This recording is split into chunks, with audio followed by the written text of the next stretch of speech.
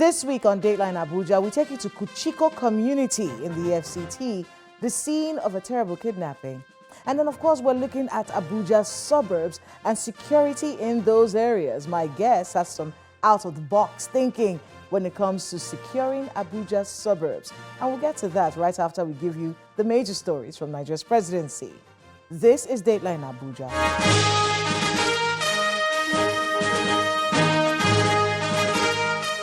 Hello and welcome to Dateline Abuja. I'm Kayla Magwa. Let's begin with the major stories this week from Nigeria's presidency. President Bola Tinubu has arrived at Addis Ababa, Ethiopia, to participate in the 38th ordinary session of the Assembly of African Union AU Head of States and Governments. The president, who arrived on Thursday night, was received at the airport by the Ethiopian Chief of Protocol, Etsu Lages, the Minister of Foreign Affairs, Ambassador Yusuf Tuga, and the Charge d'Affaires of the Nigerian Embassy in Ethiopia, Ambassador Nasir Aminu.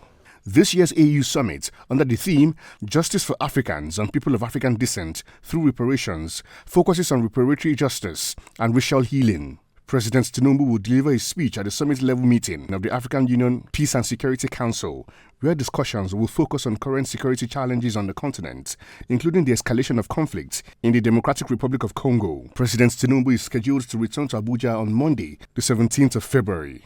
President Bola Tinubu has stressed the need for African leaders to prioritize health as a national developmental agenda to ensure economic and national security on the continent. This was part of the president's remark at the Ministerial Executive Leadership Program, a meeting of ministers of health of African states on the sidelines of the 38th African Union Summit in Addis Ababa, Ethiopia. The president's address was delivered by the coordinating Minister of Health and Social Welfare, Professor Ali Pati, who emphasized how crucial sustaining and increasing domestic health financing is. Achieving UHC requires that we as political leaders prioritize health financing, strengthen our primary health care, invest in our workforce development, and ensuring sustainable health security. And this means we must champion health as a national priority. Health must be positioned as a fundamental pillar of our national developmental agenda. And by increasing and investing in health, we know that we'll accelerate human capital accumulation, enhance our productivity for current and future generations, manifesting the demographic dividend, and also ensuring that we secure our economies. So health is a matter of economic security, is also a matter of national security. President Bola Tinubu has commended Google Chief Executive Sundar Pichai for the interest of the company in advancing artificial intelligence and digital transformation in Nigeria. The president met with the Google team in Paris on Wednesday in company of the Minister of Communications, Innovation and Digital Economy, Bosun Tijani. According to a statement by the president's special advisor on information and strategy, Bayo Onanuga, the Google team engaged in constructive discussions with the president aimed at forging a strategic partnership to enhance Nigeria's journey towards artificial intelligence and digital transformation. President Bola Tinubu has commended the International Finance Corporation for its continued confidence in Nigeria's economy following its $50 million equity investment in the Lagos Free Zone. The president described the investment a tolerant initiative to support the development and expansion of Nigeria's first deepwater seaport, a private special economic zone, as a testament to the growing trust of global finance institutions in Nigeria's economic direction under his administration. According to a statement by the Special Advisor on Information and Strategy, the president emphasized that such strategic partnerships reinforced the country's position as a prime destination for foreign direct investment and industrial growth. Vice President Kashim Shettima has inaugurated the Presidential Committee on Economic and Financial Inclusion as part of the federal government's efforts to achieve a $1 trillion economy by 2030. The Vice President, during the inauguration of the committee, reaffirmed President Bola Tinubu's commitment to economic reforms that prioritize inclusive growth and bridge the financial gaps across the country. We are not here for a ceremonial exercise. We are here to remind ourselves of the scale of our responsibility and the urgency of our mission. Our $1 trillion economy by 2030 is not a distant ambition. It is an achievable goal, one that requires strategic execution, innovative thinking, and unwavering commitment. I urge every member of this committee to bring their expertise, passion, and diligence to this task. I call on our investors to place their confidence in us, knowing that every resource committed will be leveraged to build a more inclusive, and prosperous Nigeria. Vice President Kashim Shettima says President Bola Tinubu remains committed to ensuring inclusive and national development. He stated this at the Presidential Villa Abuja during the formal handover of the property and assets of Nok University to the federal government by the Economic and Financial Crimes Commission. President Tinubu had directed the Federal Ministry of Education to rename the privately owned institution to a Federal University of Applied Sciences, Kachia, Kaduna State, following an order of final forfeiture given by the Federal High Court in Abuja. Let's coalesce into a single purpose, irrespective of differences in political affiliations, religious persuasions, tribal or sectional backgrounds. This is a cause for celebration, but most importantly, let's unite and fight this scourge of poverty, destitution, and backwardness. Once again, on behalf of the good people of Kaduna, we want to register our profound gratitude to President Bola Tinubu for approving the setting up of this Federal University of Allied Sciences in Kachia. President Bola Tinubu has ordered all ministers to present their scorecards to Nigerians. The Minister of Information and National Orientation, Mr. Mohammed Idris, made the announcement at the first edition of the 2025 Presidential Ministerial Briefing, states that the President remains determined to ensure that his administration engages and communicates robustly with Nigerians. According to him, the briefing, which is scheduled to commence next week, is an opportunity for ministers to highlight and explain government's policies and programs to Nigerians. The Federal Capital Territory Administration has set up a committee to check the influx of Almajiris in the metropolis. The FCT Police Commissioner, Mr. Alatunji Disu, made this disclosure after the FCT security meeting chaired by the FCT Minister, Mr. Nyesom Wike. He explains that the idea is to ensure security agencies are abreast with the details of Almajiris, especially their activities. The committee, which comprises the Nigerian Police, Nigeria Security and Civil Defense Corps, Department of State Security Service, amongst others, has been mandated to report back within 2 weeks. The members of the committee are members of the security, main security operatives of the Federal Capital Territory, the Nigerian Police, the Nigerian Army, the DSS, the NSCDC. And then it borders on the influx of Almajiri and other persons into the Federal Capital Territory. It has a mandate to see how it's going to work out with the area council chairmen, for them to identify schools where these children are being brought in to learn, to profile those organizing these schools, to have the pictures, phone numbers of people organizing these groups, and for them to work out means of working with them in future, and probably to find out what the government can do to ensure that they are kept in check, and to find out the content of the training they are giving these students in their various schools.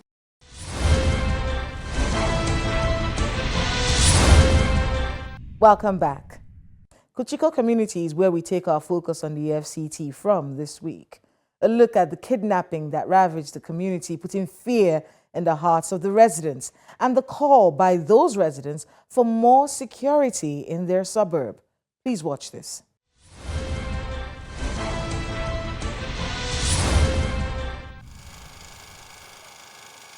This is Chikakore community in Buari Area Council, one of the suburbs of the nation's capital.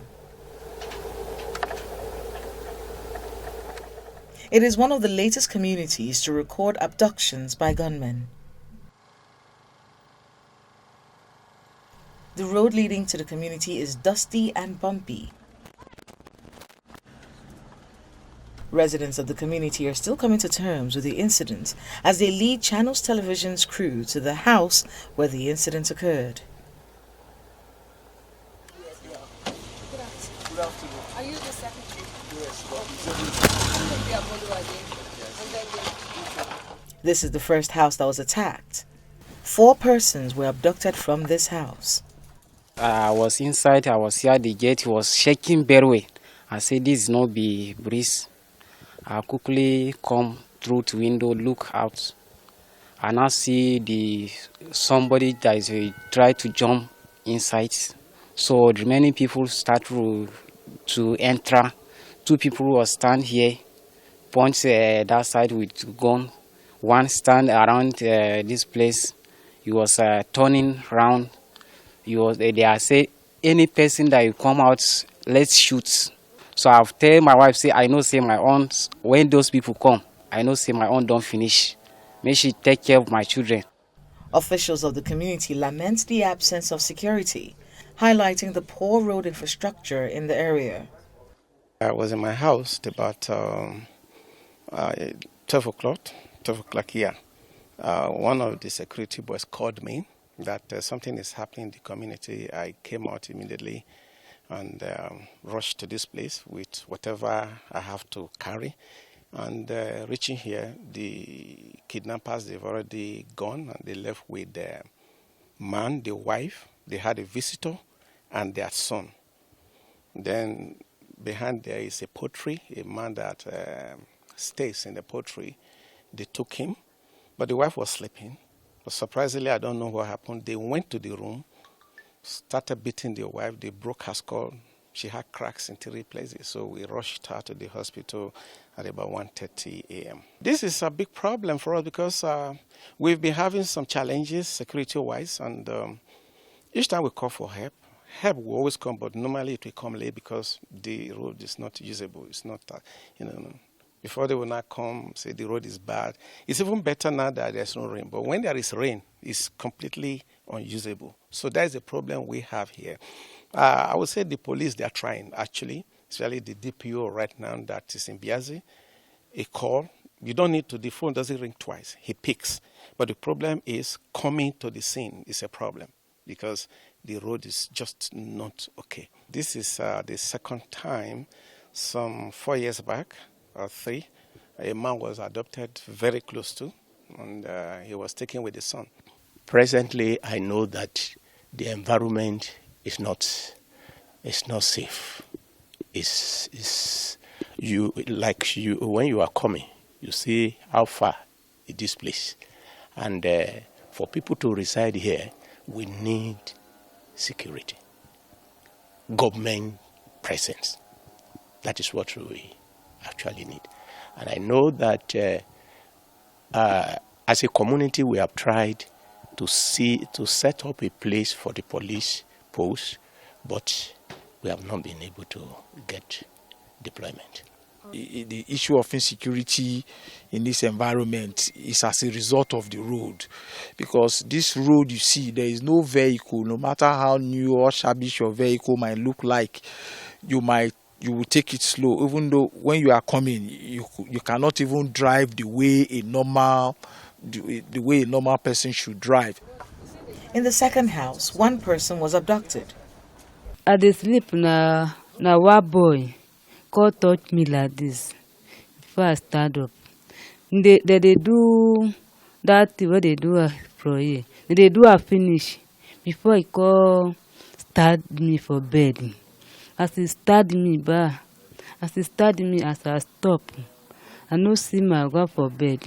Na see he come carry gum touch me for head. So I don't tire. That wahala where they cured me back. Guy, God. God go help me. I don't know anybody. I beg you. See, for your head, if they cry, your head will pay you more. Take help me carry my back. Meanwhile, a statement by the Federal Capital Territory Police Command spokesperson, Josephine Ade, says the command has commenced a comprehensive search and rescue operation towards the safe recovery of the abducted victims and apprehension of the perpetrators. My guest on the program is Mr. Mike Ejiofor, a former director in the Department of State Services and president of the Alumni Association of the National Institute of Security Studies. He gives us some insight into some of the security challenges faced in Nigeria's suburbs, especially the suburbs in the FCT, and some out-of-the-box thinking in tackling those problems. Please watch this. Mr. Mike Ejiofor, welcome to Dateline Abuja. Thank you for having me. You know, we're talking about security in the FCT and some of the loopholes that there may be. Could you, at least from your experience, at least our story this week is about the Kuchiko community, but there have been quite a number of incidents. Where are we missing it? I know that the FCT minister is doing a lot. There's a lot of stakeholders meetings going on. There's a lot of collaborations and promises of how the FCT is going to be better in the next few weeks and how we should expect a more secure area. But in what ways can he be blocking some of these loopholes we're seeing, especially in suburbs? You see, the problem is these suburban areas, the villages, are mostly where these things happen. And these are inhabited by people who are jobless, people who don't have means of, ostensible means of livelihood. It's not completely ruled out in the urban areas, the central, the metropolis. But you see some of these robbery, I wouldn't call it just house breaking, burglary. Kidnapping. In these villages and outskirts of Abuja. And don't also forget that a lot of people are migrating into Abuja with the hope of coming in to look for greener pasture, only to be disappointed. And they're now going into criminality. So that accounts for it. It's not that the government is not doing much. The government is doing the most it can do. But I think, like I said yesterday, the whole society should be involved. We cannot leave all these things to the police. When you are in a particular area, you see strange faces, you should be able to make inquiries. What is this person doing? When did he come in here? But nobody cares. Nobody seems to care. Anybody is this lackadaisical attitude. Everybody is going his way. You see criminal elements, you now ask questions. Like he said, see something, say something. But we see and we don't say anything. There are two issues I wanted to bring up. One of them being the influx of people into the FCT, because that has been a contentious issue and one that really divides, residents of the FCT. Some people are saying, look, everyone has the right to go anywhere they want to go to if they want to seek greener pastures. But then we hear from the FCT authorities that, no, wait, there's a plan for the city. And the influx of people willy-nilly is not exactly part of the plan of the FCT. Recently, we heard the FCT minister have a security meeting asking for them to look into the issue of the influx of Almajiri from parts of the north into the FCT and how they can check all of these issues. Is that the way to go, checking influx? You can't check influx of citizens into Abuja because, one, you don't have boundaries, you don't have border control where you say this person must enter and this person must not enter. The general impression in the villages is that once you get to Abuja, you make it. So people, even the Almajiris we are talking of, they're also coming to Abuja to make it, in quote now. So when they come to Abuja and they get disappointed, they go into crime. What should the FCT authorities be doing differently about it? The FCT authority, like I said, cannot effectively man the area in terms of policing, in terms of... so communities should be able to raise vigilantes, within, among themselves, to look at their areas. At night, movements should be restricted in such areas so that when you see strangers, because most of these things actually happen between 1 and 3 in the night. When people are sleeping, they just knock into your house and open the door and maybe kidnap or rob. People hardly rob now because it's no more lucrative. People don't keep money in there. If you don't have money, will you keep money in your house? You don't keep money in your house. So the best way to do that is they kidnap. And when they kidnap, they make demand for ransom and pay ransom. I'm aware of somebody who has been with them for 6 months and they're still making contact. He has not been released because they cannot afford the money. And if such a person comes out, you expect him to be a normal person. He most likely he would like to join the group. For 6 months now, the person has been there and he has not been released, despite all efforts made by the relations to ensure his early release. I mean, before we go, I want you to be able to get, because there was a stakeholders meeting I know that you convened where you were looking into the security situation really across the country. And I think one of the things that stood out for me was the need for out-of-the-box solution. Yes. Out-of-the-box thinking, because it feels like we've been doing the same things over and over and over again. Just so we can hear from you, what are some of the things that have come out of this stakeholders meeting and some out-of-the-box thinking that maybe the FCT administration can borrow? A lot came out. In fact, I was overwhelmed yesterday with solutions people were proffering. You know,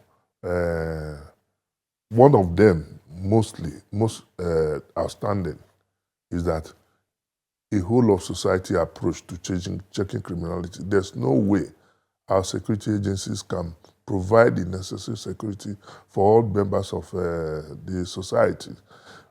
The rate of one policeman, United Nations statistics, is one policeman to 400 men, 400 persons. And the police, as we're saying, as we're talking, are being retired. Some no further recruitment. We have less than 300,000 for over 300, almost 200 and something million people. So how do you, so the people must be involved. That is one basic thing, that a whole concept of the society, we must all be involved.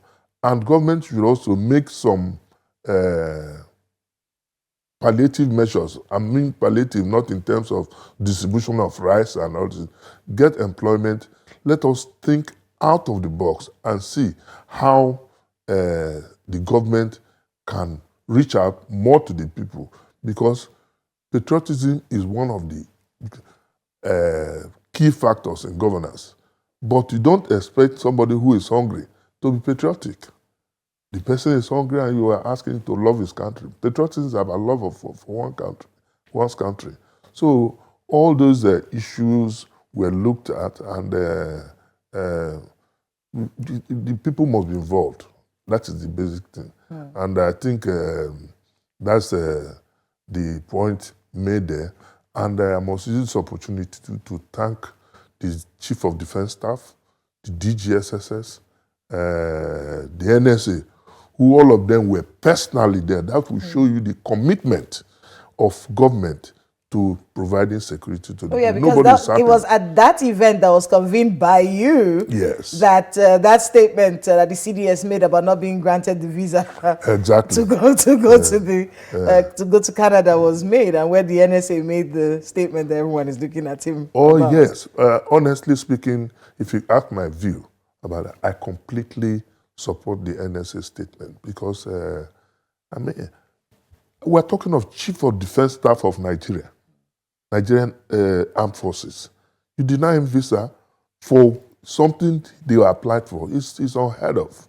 And it's very, very disgusting to me as a person. I mean, it's one that we'll be watching to see how it all unfolds. Well, let's see. I read in one of the newspapers this morning that the embassy will issue a statement soon. But the damage has been done. Before we let you go, just a word to the FCT authorities, because we live and work here. How should they be handling our situation right now? Well, my advice to the FCT authority, especially the minister, is doing very well. Nobody doubts that in terms of infrastructure. But the infrastructure will be used only when you are safe. So you should also diversify efforts now in provision of security. I'm sure he's doing something about it, but maybe it has not manifested. But you should lay more emphasis in provision of security, because a secured environment is the only way people can work and operate. Mr. Mike Ejiofor, thank you very much. Thank you for being with us on Dateline Abuja, and good luck with all the work you have ahead of you. Thank you.